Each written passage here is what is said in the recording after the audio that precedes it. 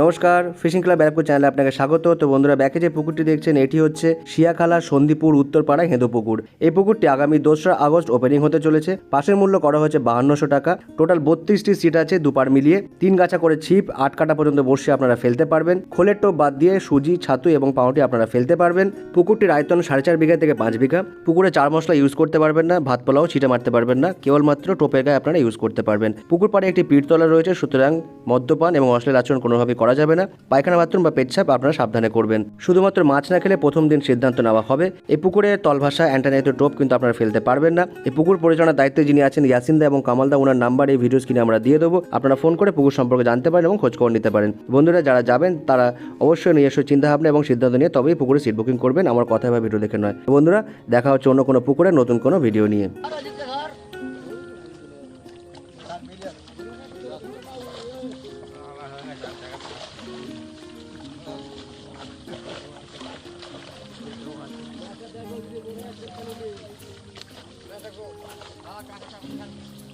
আস্তে আস্তে ওদিকে চলে যাচ্ছে।